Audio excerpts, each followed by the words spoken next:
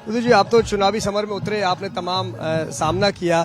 क्या लगता है उपचुनावों को लेकर? उपचुनाव का इतिहास भी रहा है, कांग्रेस के पक्ष में जाते हैं, लेकिन इस बार क्या बाजी पलटती नजर आ रही है? देखिए, मैं तो इतना कहना चाहता हूँ, राजस्थान के लोगों ने फैसला भी कर लिया, मन बना लिया कि राज्य के साथ रहना चाहते हैं। कांग्रेस शासन में जिस प्रकार से नौजवान के साथ बहुत सारा अत्याचार उन पर हुए, राजस्थान में पेपर लीक की घटनाएं बहुत सारी हुई। राजस्थान में भाजपा की सरकार बनने के बाद, राजस्थान में माननीय भजनलाल शर्मा जी के मुख्यमंत्री बनने के बाद हमने सब पेपर लीक के प्रकरणों पर भी बहुत बड़ी कार्रवाई हमने करी, सरकार ने की है। और साथ साथ एक बहुत बड़ा विषय मैं बताना भी चाहता हूं, हमें 5 साल में 4 लाख लोगों को रोजगार देने का फैसला हमारी सरकार ने किया है। ये नौजवान को भविष्य को ध्यान में रख हमने किया है। प्रदेश का नौजवान, किसान, मजदूर हमारे साथ है। और विशेषकर मैं रामगढ़ विधानसभा की बात करना चाहता हूं। जिस प्रकार से कांग्रेस का जो परिवार लगातार यहाँ राजनीतिक क्षेत्र में काम करता आ रहा है, उनके खिलाफ लोगों की आवाज उठ चुकी है। और यहाँ निश्चित रूप से सारे भारतीय जनता पार्टी कार्यकर्ता एकमुखी होकर चुनाव लड़ रहे हैं। और हमारे भारतीय जनता पार्टी के प्रत्याशी बहुत सहनशील हैं।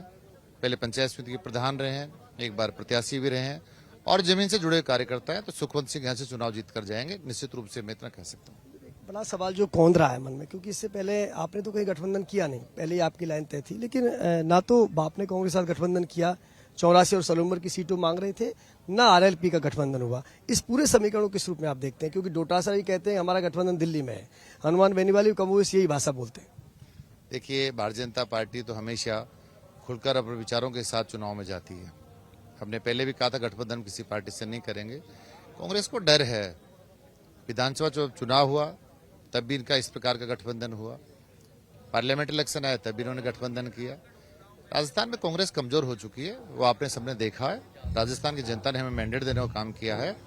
वो कांग्रेस अपनी उनकी क्या रणनीति है वो और जाने, लेकिन मैं इतना कह सकता हूँ कि भारतीय जनता पार्टी के शासन में जो हमने वायदे हमारे मैनिफेस्टो में कहे थे, उन सब वायदों को हम पूरा कर रहे हैं। और आपने देखा एक बड़ा विषय, जो कांग्रेस पार्टी लगातार 5 साल में शासन में रहकर ईआरसीपी का जो बिंदु उठाती थी और हमेशा हमारी पार्टी को डिफेम करने का प्रयास करती थी, 5 साल में कुछ नहीं कर पाए।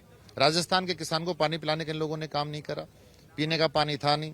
जेजेएम में जिस प्रकार से इनकी पार्टी ने करप्शन किया, इनके मंत्रियों के खिलाफ बहुत सारे आक्षेप लगे, और हमारी सरकार ने जेजेएम को लेकर बहुत सारी कार्रवाई भी करी।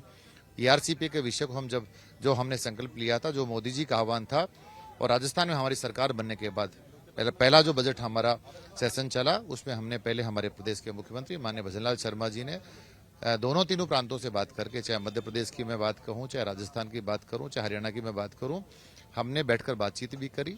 और राजस्थान के किसान को पानी मिल सके, और हमारा वापस जो किसान बीच में काफी परेशानी का सामना कर रहा था, वो वापस पुनः हरा भरा हो जाए, उसके लिए ईआरसीपी को लागू करने की हमारी सरकार ने निर्णय करा है।